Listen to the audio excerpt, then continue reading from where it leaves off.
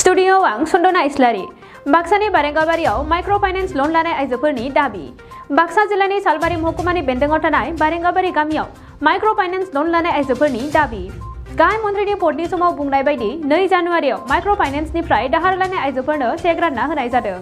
रायजो सरकारा रानना होनाय चेकआ 25,000 रां जागोन होनना बुंदोंमोनब्लाबो बाक्सानि बारेंगाबारिनि माखासे आइजोफोरा 700 रांनि चेकसो मोननो हादों होननानै खौरांनि गेजेरजों फोरमायदों।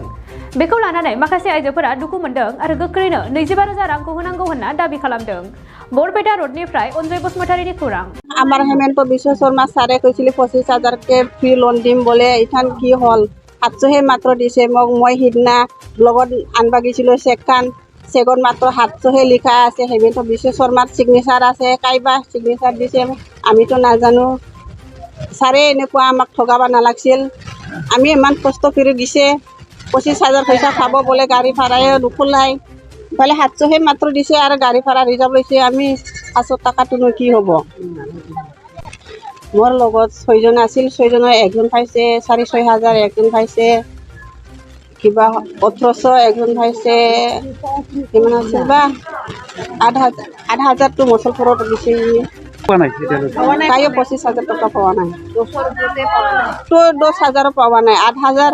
6,000 800 700 এনেকুৱাহে পাইছে আমাক দিবাই লাগব ছাৰে এনেকুৱা কৈছে যদি আৰু খালি পৰি কি কোৱা কথা নহয় এইটো আগত পৰাই কৈ আছে আমি নিউজত শুনি আছে ইয়াৰ কাৰণে আমিও লোন লৈ আছোঁ আমাক এইখিনি পইচাটো দি পেলাই বদনাম কৰিব নালাগিছিল পৰা মানে কৈ আছে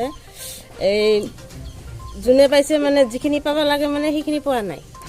আমাৰ ইথান বৰ্তমান আমাৰ ভাব কি যিখিনি বাতৰি কৈ আছে বিশ্বনাথ শৰ্মাই যে 25,000 কৰি পাব লাগে সেইখিনি মতে আমি পাব লাগে আৰু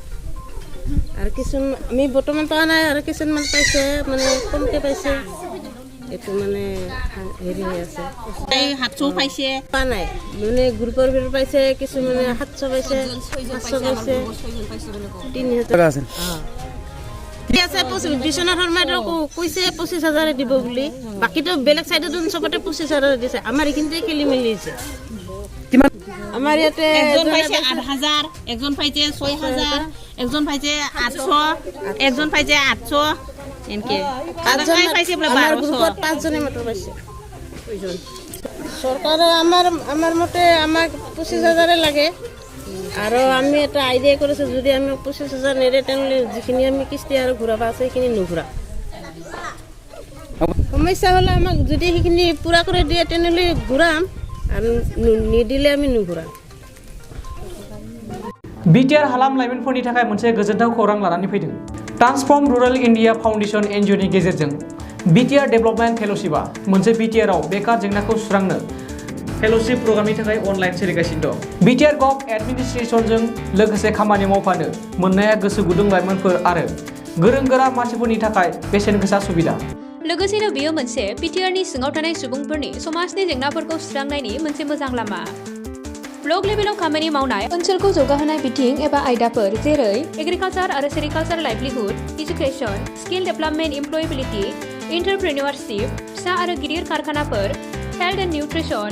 ड्रिंकिं वाटार एन्ड सेनिटेशन बोथोर सोलायनायनि सायाव नोजोर होनाय बायदि बायदि बे फेल'शिप प्रग्रामा 3 बोसोरनि आरो बे प्रग्रामखौ लाग्रानो दान मोनसेयाव 20,000 दान बान्थाबो होनाय जागोन नोंथांमोनहा बे प्रग्रामाव बाहागो लाफैनो हागोन आरो बिटिआरनि जौगाखांनायाव गावनिबो आखाइ होफानो हागोन बे हाबाफारिनि थाखाय नोंथांमोनहा फैगौ 10 जानुवारि 2022 खालारसिम वेबसाइटनि गेजेरजों अनलाइन एप्लाइ खालामनो हागोन अनलाइन खालामनो थाखाय गोसो गुदुं नोंथांमोना गाहायाव होनाय वेबसाइटआव अनलाइन खालामनो हागोन गेवलां organic integrated farming and research centre private limited बेयाव रासायनारि हासार बाहायालासे मिथिंगायारि हासारल' बाहायनानै मैगं थाइगंफोर दिहुननाय जायो जेरै आलु लाव फान्थाव जोगोनार कफि सबायबिमा थाइबें आरो गोथां मैगं लाइ लाफा मुला दुन्दिया बायदि गासै बोथोरनि अर्गेनिक मैगं थाइगंखौ मोननो हायो बे अर्गेनिक मैगं थाइगंखौ क'क्राझार नोगोरनि सुबुंफोरा खुदमथलायाव थानाय गलापी टेन्ट हाउसनि साखाथिनिफ्राय मोननो हागोन नोंथांमोना बिगोमाजों फोनांजाब लानो थाखाय 8638399746 जानबुं नाम्बाराव कल खालामनो हागोन